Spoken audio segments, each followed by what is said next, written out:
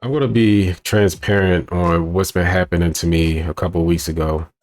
Now, as far as this job search, I had about 3 interviews. One of them containing a work from home job. It's a customer service technical support job. The other one was in customer service work at home job too. And the third one was the recent one before I made the video weeks ago on a dispatching job for the school district. I'm not going to tell you the company's name, but I had 2 interviews with them. They recently sent me an email stating that they no longer need my services, I guess because they found somebody else that was more, I guess, suitable for the job. But I'm gonna tell y'all something, right, about this situation here. It's not always going to be 100% your way, especially when you finally get that interview. The interview is just like what it is, an interview. So rather, if they want to sit there and talk to you about what it is that they want from you, or they listen to what you're going to say in the interview, and even how you conduct yourself in the interview, all those things kind of don't matter. And I'm gonna tell you what I mean by that.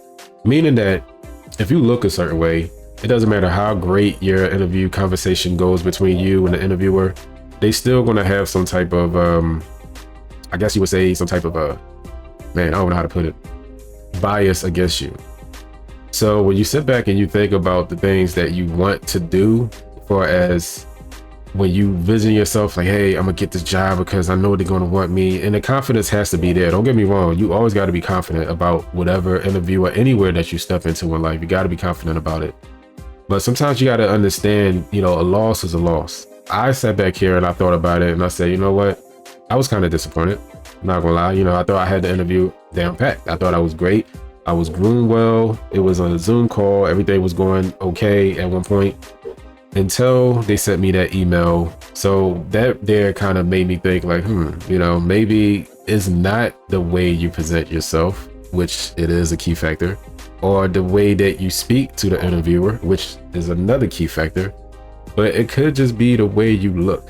And I don't want to play this race car thing or try to make it seem like, it's all about me being the way I am, but I can't help the fact that that can play a factor. And I think that's a lot of situations in this whole thing that's been happening recently or lately, or since ever, that they go by the way you look. Not so much how well you dress, how good you smell, how bright your teeth is, or how beautiful your face is, whatever the case is. They only go by what they see.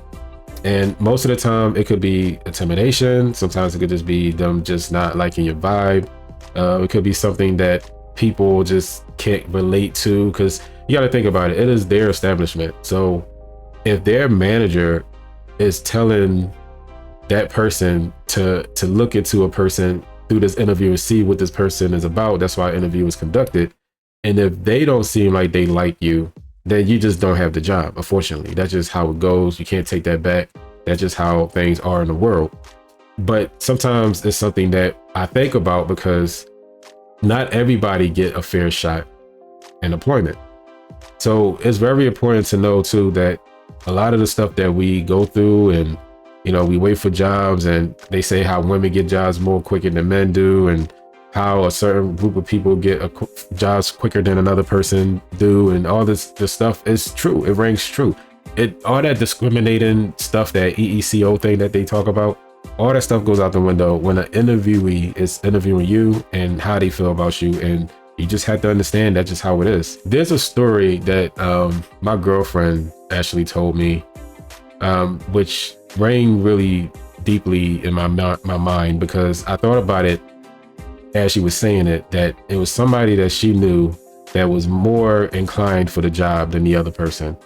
One was, let's say his name was Jaquan, and the other one was Bob.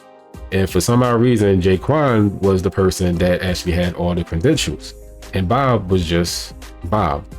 And for some reason, they picked Bob over Jaquan because they looked at Jaquan as a person that other people may not be interested in seeing around, or being around, or associating themselves with. So that is a thing. And I just want people to understand that that is a major thing. And I'm not talking about the black or white. And look, I am. Okay, let me just stop. I am not talking about that. But even then, it's not just about the race. It could be a pretty person versus an ugly person. They will pick the pretty person, even though the pretty person may not have all the credentials as the ugly person. But for some odd reason, they pick the ugly person. I mean, the pretty person. So it depends on how things are and how the work setting is. And you can't blame that. And I'm bringing all this to say that you can't blame everything on race. You can't blame everything on classism. It's just a personal preference that another business or company or corporation or whatever you're trying to get into, how they feel, where they see you, and what they want for their company. And that's just what it is.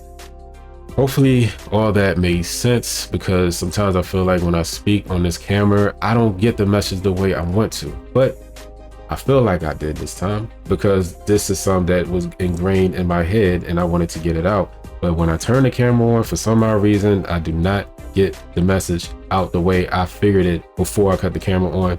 I think this is the only time that I probably was like 70% that I got it out the way I wanted. So hope y'all enjoy this. Please like, comment, subscribe. Thank you. I'm out.